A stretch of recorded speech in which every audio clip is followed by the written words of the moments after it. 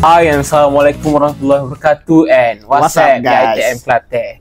So hari ini merupakan episod pertama bagi podcast WhatsApp ITM Kelantan setelah sekian lama kita rancang untuk buat podcast ni. So hari ini orang kata grand episode lah, sebab kita jemput tetamu yang sangat dikenali, sangat special di pelusuk ITM kita. Jadi kita jemput pada hari ini saudara YDP MPP Nik Muhammad Luqman Hakim lah. YDP Hakim. Assalamualaikum. Waalaikumsalam. WhatsApp ITM Kelantan. Gitu. So jadi viewer-viewer nak kenal siapakah di sebalik sosok Hakim ni. Okey, baik. Boleh try? Boleh. Okey, bismillahirrahmanirrahim. Saya dikenali sebagai Hakim dan orang pun panggil Hakim. Ada yang panggil Luqman, ada yang panggil Nik. Depend. Saya menjawab jawatan sebagai yang dipertua MPP untuk sidang 2022 dan 2023, dan tidak lama lagi nak habis dah. Ini adalah bulan terakhir. Sebulan lebih ya. Sebulan lebih lagi insya-Allah. So jadi hari ini kita nak kupas sikit topik berkenaan MPPG ni lah, tentang perjalanan MPP sepanjang tahun 2023 ni. So ada beberapa soalan yang saya akan tanya hari ni. Okey. Sebelum tu, apakah soalan ni orang kata pendek lah tapi jawapannya kompleks.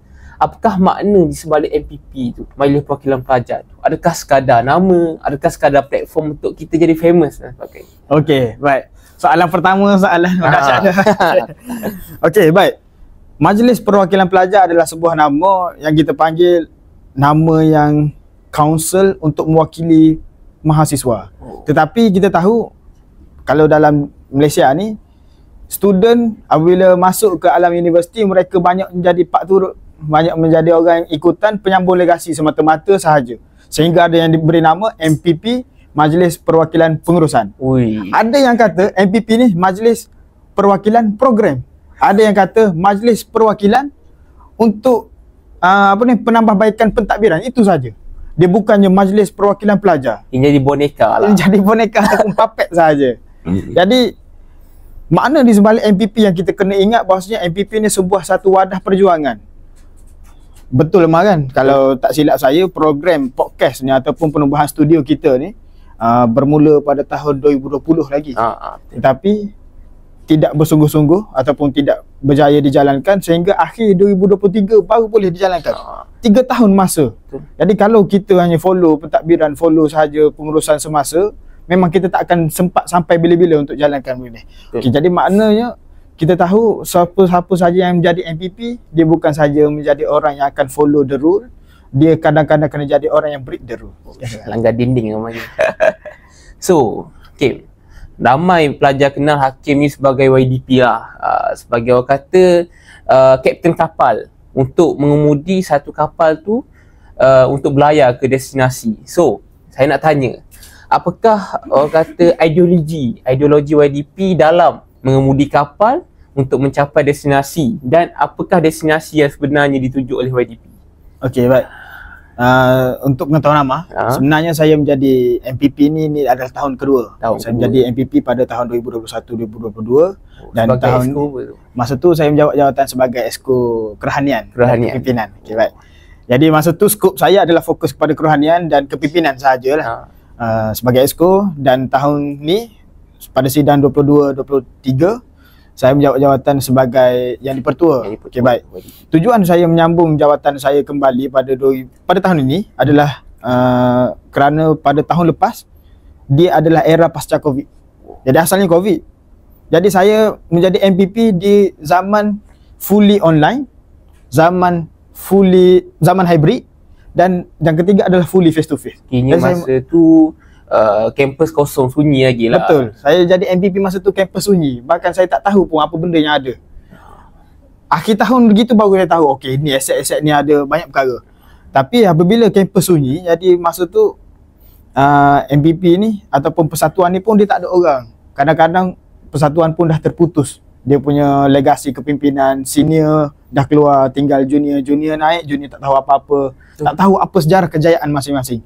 Jadi pada tahun ini saya menyambung kembali menjadi MPP, masuk bertanding pilihan raya dan sebagainya.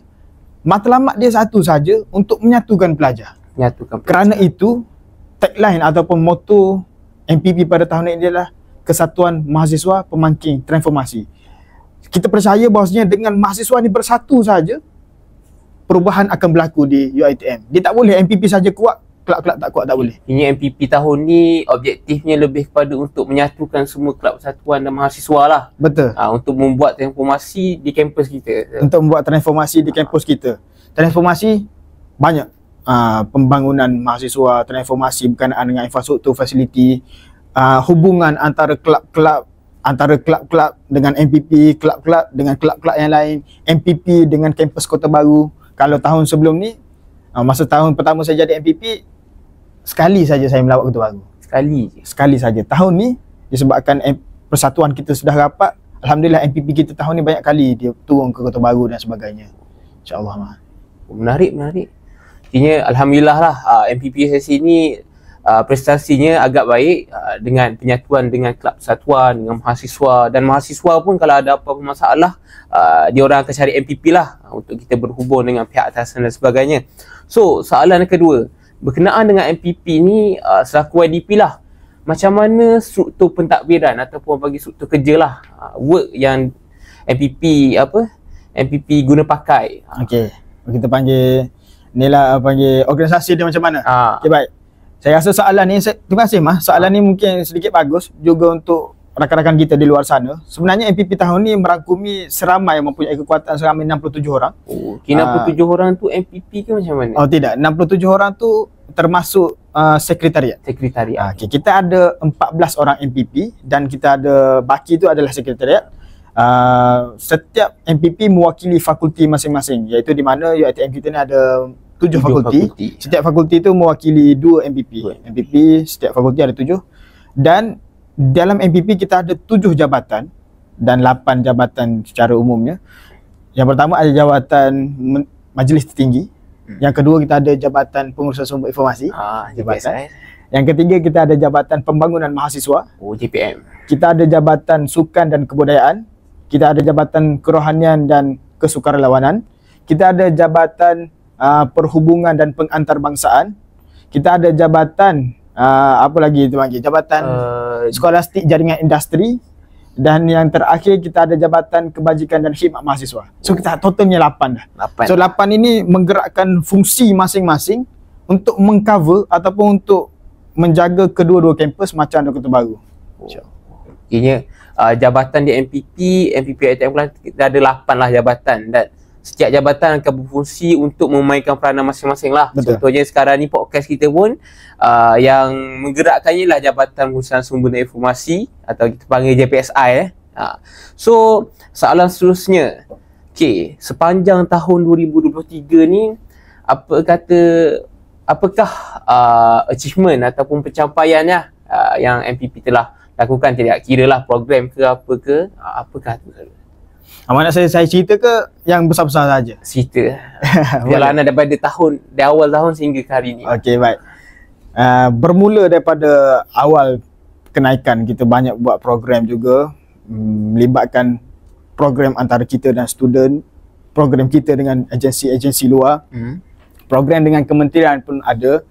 Jadi kita dah bagi tahu bahawasanya kita punya goal adalah untuk menyatukan student. Jadi kebanyakan program yang kita buat, kita akan panggil student menjadi sukarelawan, itu satu. Jadi apabila MPP naik pada awal Januari, benda pertama yang kita fight pada waktu itu, yang kita perjuangkan pada waktu itu adalah untuk menukarkan kembali college-college. Jadi pada waktu itu ada konflik sikit berkenaan dengan penetapan college lelaki dan perempuan. Jadi MPP bersama dengan JPK, sesi lepas dan sesi baru ni, kita bincang macam mana kita nak kekalkan kembali college ni. Jadi ada beberapa isu sehingga pada akhirnya kita berjaya fight supaya college tu dikekalkan kembali.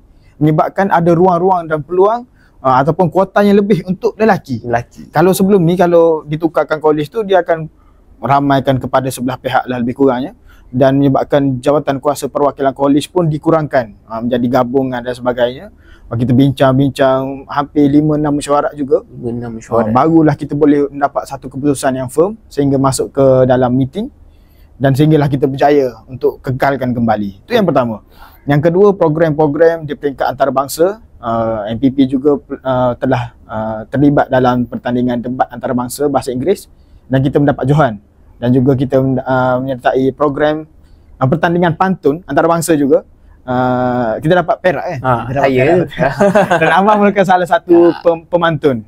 Kita lawan itu 3 buah negara secara face to face, iaitu Thailand, Indonesia dan juga Malaysia. Brunei terlibat. Brunei terlibat. Okey, so 3 negara tersebut bincang. Itu achievement yang tinggi di peringkat antarabangsa, dan kita pernah buat juga international forum berkaitan dengan Palestin. Kita panggil orang Palestin sendiri datang ke sini. Seterusnya kita berjaya buat satu program separah parlimen mahasiswa, iaitu kongres siswa. Kita berjaya buat kongres tapi melibatkan presiden sahaja masa tu. Jadi kita bincanglah beberapa usul resolusi, salah satunya adalah untuk menukarkan nama MPP kepada Kesatuan Mahasiswa. Tetapi bila kita di peringkat cawangan kita setuju. Bila kita bawa ke peringkat nasional, bincang dengan cawangan lain, kalahlah kita. Dia menjadi maknanya ada cawangan yang tidak bersedia untuk menukarkan nama ke arah Student Union ataupun Kesatuan Mahasiswa. Dan yang terbaru, insya-Allah pada hari Sabtu nanti kita akan ada Parlimen Mahasiswa UiTM Cabang Kelantan penggal pertama yang melibatkan presiden, dan kos juga, walaupun satu hari punya program, kos dia hingga 6,000. Jadi kita mengharapkan program tersebut ataupun majlis persidangan tersebut mendapatkan resolusi yang terbaik untuk keberjayaan mahasiswa, insya-Allah. So, bercakap pasal parlimen, adakah orang kata parlimen tu boleh memainkan peranan yang besar? Sebab kita tengok sekarang parlimen Malaysia kan, YB menteri-menteri macam gaduh gitu ini. Adakah parlimen mahasiswa ni akan jadi macam tu atau macam mana sebenarnya? Wah, soalan ni agak kontroversi lah maknanya. Sebab kita tahu parlimen sebenarnya ada sampai tahap bergaduh bergocoh dalam parlimen, tapi luar parlimen tidak sampai tahap tu. Mana dalam parlimen tu ngata dikata sungguh. Sebab apa? Sebab dia orang ada kekebalan. Mana bebas untuk bercakap apa saja. Beza dengan parlimen kita, sebenarnya parlimen kita ni tidak ada kekebalan yang terlalu tinggi untuk mengadakan sesi sedemikian. Mana bercakap lantang sangat susah sikit. Sebab apa? Sebab kita tak ada kekebalan. Tetapi pada tahun depan, untuk pengetahuan nama, MPP akan luluskan projek student. Jadi tahun depan student tidak akan lagi mencari HEP untuk menyalahkan takdir. Maknanya kenapa HEP gini-gini, tak boleh. Sebab semuanya terletak kepada MPP tu. Jadi parlimen tu akan mainkan peranan yang penting untuk menjadi badan ataupun satu badan legislatif yang akan menjadi seimbang kepada MPP punya job. Kalau MPP tu pemalas, parlimen tu akan serang. Kalau MPP tu rajin, parlimen tu akan menjadi saksi. Jadi tengoklah persidangan nanti, dan hari ini pun berlangsungnya bengkel sebenarnya. Bengkel parlimen untuk pengumpulan usul, bincang usul dan perincian usul. Dan kita mengharapkan parlimen kita tidak sekadar gajah putih. Sekadar sembang kari saja tak ada. Saya ada beberapa soalan lah tentang MPP ni. So kadang-kadang kita tengok TikTok kan, ada konten pasal MPP lah, apalah. Adakah MPP ni kata sekadar nak famous je? MPP nak famous ni. Sebenarnya itu soalan yang pandai juga Amar cari soalan. Okey, soalan MPP nak famous ni sebenarnya bukan MPP saja nak famous. Sebenarnya kadang-kadang jadi kelab persatuan presiden pun ada kemungkinan orang tanya, kau ni jadi presiden sebab nak famous je ke? Macam-macam. Jadi sebenarnya famous atau tidak famous tu bergantung kepada niat asal MPP tu nak menjadi. Kalau MPP tu konsisten, kita boleh tengok gerak kerja lah daripada awal sehingga ke akhir tu konsisten sebenarnya. Mana dia manifesto dia betul-betul jalankan, dia memang konsisten betul fight, boleh jadi dia bukan nak famous pun, tapi betul-betul dia nak perjuangkan. Tapi kalau dia semangat 3 bulan awal, 4 bulan awal, so kita mungkin boleh letakkan dalam kategori dia ni nak jadi MPP sebab apa sebenarnya. Kalau Ahmad nak tahu, kita punya MPP dia pernah buat satu hari tu kita suruh dia tulis 100 sebab dia nak jadi MPP. Saya ingat. Antaranya Amar ni orang yang kena tulis 100 sebab kau nak jadi MPP. Kenapa kau nak jadi MPP? Hari kedua masa cuti bulan Mac, tulis 100 sebab apa jadi. Saya ingat. Jadi dia orang kena tulis, memang terpaksa saya tahu. MPP kena tulis 100 sebab you kena jadi MPP. So siapa-siapa yang nak jadi MPP akan datang, satu kau kena pastikan. Kau ni nak jadi MPP ni sebab famous ke apa? Kalau kau dah okey aku nak jadi MPP bukan sebab famous. Okey, kau tulis 100 sebab kau nak jadi MPP. Dan baru kau boleh decide untuk kau buat jadi MPP atau tidak. Kini MPP nak jadi MPP, kau kena tahulah apa niat kita, apakah kita nak buat nanti bila jadi MPP. So soalan seterusnya, baru-baru ni di TikTok timbul isu curfew di UiTM. So apa pandangan hakim tentang isu curfew di kampus kita. Oh, yang student ada yang ada student komplain. Yang viral hingga hampir 1/2 juta tak silap view. Banyak view. Okey. Jadi soalan dia, apa pandangan saya ke apa? Pandangan saya tentang video ataupun isu tu? Pandangan tentang isu tu di kampus kita. Okey, baik. Jadi saya faham lah, maksudnya Ahmad nak tanya soalan adakah wajar kalau curfew tu dijadikan 24 jam di kampus kita, begitu kan? Betul. Okey, baik. Jadi kita pernah berbincang di peringkat nasional lah itu. Jadi antara tempat-tempat yang salah satu tidak menjadi tarikan untuk curfew 24 jam ni adalah salah satu Kelantan, nombor 2 Johor, dan nombor 3 Kedah, iaitu Merbuk. Jadi 3 cawangan ni mereka berada di pedalaman dan tak ada bandar di sekitar. Nak akses ke bandar 1 jam. Jadi cawangan-cawangan ni berkemungkinan kita tidak akan buat 24 jam di peringkat MPP lah, maknanya kita fight supaya tidak 24 jam. Tapi dipermudahkan student untuk panjang ke curfew sikit. Maknanya kita tahu student ni pagi dia pergi kelas, malam je masa dia buat assignment, malam je masa dia bekerja. Dan kita faham satu masa nanti bandar Macang ni akan maju. Sebab kita tengok perancangan daripada kerajaan semasa, dia kata kawasan sekitar UiTM ni akan dibangunkan fasiliti dan juga akan jadi pusat ekonomi negeri. Jadi kawasan kita kan banyak kawasan ni. So mungkin satu masa nanti boleh untuk MPP ataupun curfew ni dipanjangkan 24 jam. Tapi untuk masa sekarang kita tahu Bandar Macang pun sebenarnya sampai pukul 8, pukul 9 dah tutup. Jadi untuk akses tahun tu jauh. Tapi kita dah pernah tanya VC lah berkenaan dengan ni, tapi tak ada official rasmi. Dia kata dia akan turunkan kuasa kepada cawangan masing-masing untuk discuss. Untuk discusskan berkenaan curfew, maknanya autonomi kepada cawangan. So kalau cawangan tu nak 24 jam, 24 jam. Kalau cawangan tu nak pukul 12, pukul 12. Siapa yang akan decide ni? Salah satu tempat ni adalah parlimen ni. So kalau parlimen akan datang ni mungkin tidak dibahaskan isu curfew sebab kami dah habis tempoh. Kalau kita tidak sempat di zaman ni, kita mengharapkan ada orang yang mencadangkan isu curfew ni dibangkitkan. Parlimen akan datang, MPP akan datang yang akan buat keputusan dan membawa ke peringkat JKN untuk dipersetujui. Jadi kalau kata kita memang setuju 24 jam, by hook or by crook nak buat macam mana? Betul. Ya, sama ada kalau tidak disetujui, student akan bangkit, ataupun kalau disetujui, mungkin pensyarah yang akan datang dan berdebat dengan student. Ataupun bincang isu curfew ni. Kita kena tengok banyak pihak. So berkenaan isu curfew, YDP petik lah, maknanya curfew ni kita tengok by lokaliti kampus masing-masing. Sebab di Macang ni nak akses ke bandar jauh lah, maknanya Bandar Tanah Merah, Kota Baru, Pasir Putih dan sebagainya. Jadi tengok pada kesesuaian lah lokaliti tersebut. So suka juga saya nak tambah sikit lah pasal isu curfew ni. Sebenarnya universiti yang mengamalkan curfew yang seperti seperti asrama ni sebenarnya dia tak ada kemajuan sikit lah. Okay, kalau dia kembali kepada fundamental kenapa curfew ni diwujudkan. Salah satu yang diwujudkan adalah sebabkan keselamatan. Okay. Di negara luar, kalau saya difahamkan ada beberapa tokoh yang kongsikan, dia kata di UK 24 jam.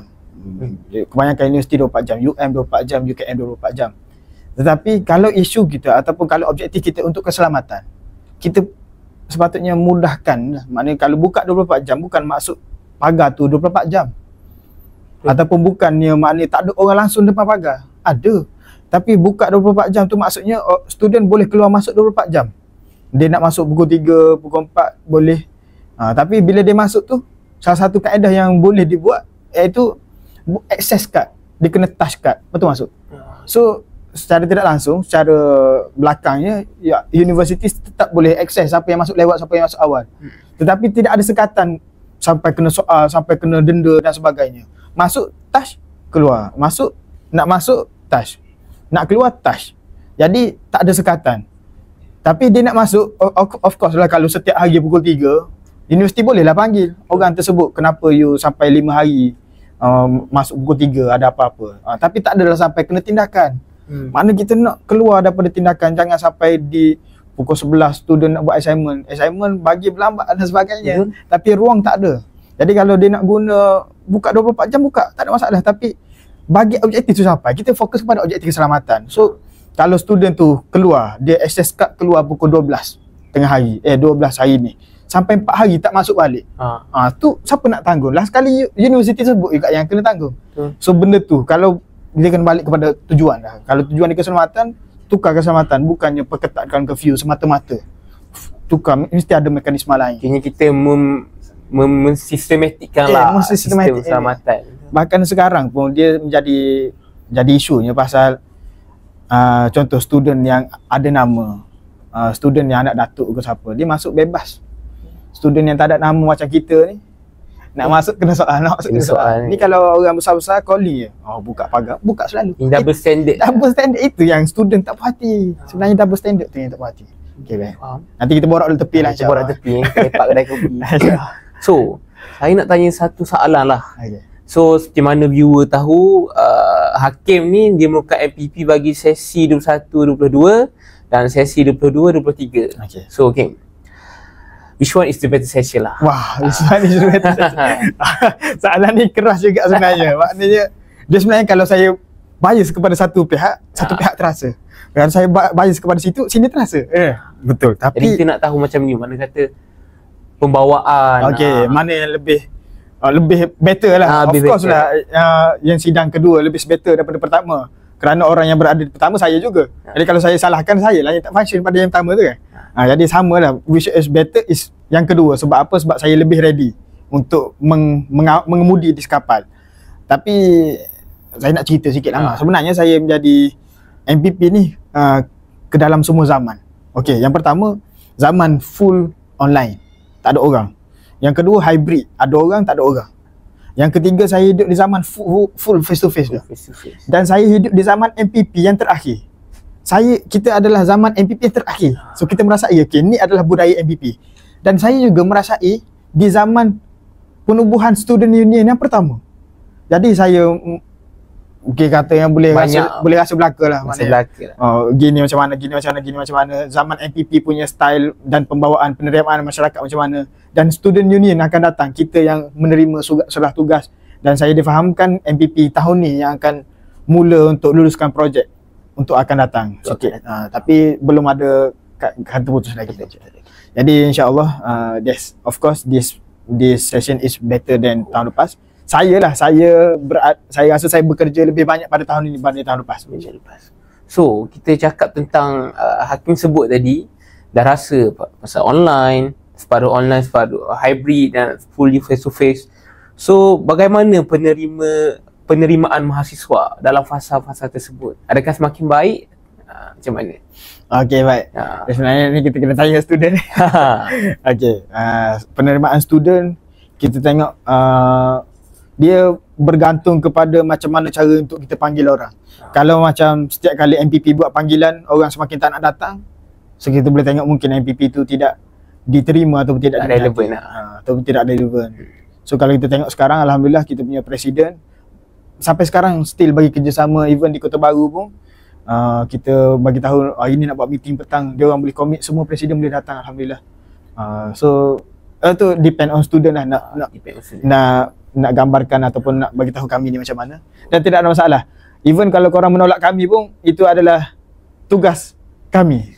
Tugas kami untuk beri yang terbaik saja, itu saja. Kalau tak dapat terbaik nak macam mana? Kita just cubalah insya-Allah. Jadi terlihat kerelevanan MPP tu, MPP dah usaha, tapi bagaimana penerimaan tu atas student masing-masing. Atas student lah. So akhir kata lah, orang kata harapan pada next MPP khususnya dan pada semua mahasiswa umumnya. Okey, cepat betul harapan. Nak habis dah punya ni. Nak habis, lama sembang ni. Harapan kita sebenarnya dia. Saya nak bagi tahu, MPP ni dia bukan semata-mata suara kepada pengurusan, dan bukan semata-mata suara kepada student, dan bukan semata-mata orang tengah. You tak boleh jadikan apabila student adu kepada MPP ataupun pimpinan pelajar bawa kepada atasan, dan atasan minta MPP pula bagi respon kepada ni. You tak boleh. You kena, bila MPP jadi suara mahasiswa, you kena cari cara untuk pihak pengurusan yang bagi jawapan. Ini adalah jawapan pengurusan. Apabila pengurusan bagi jawapan, apa pendirian student selepas jawapan tu?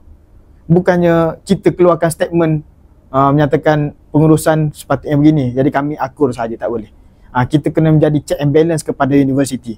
Kerana kita tahu dalam universiti ni ada 3 stakeholder, pemegang taruh. Yes.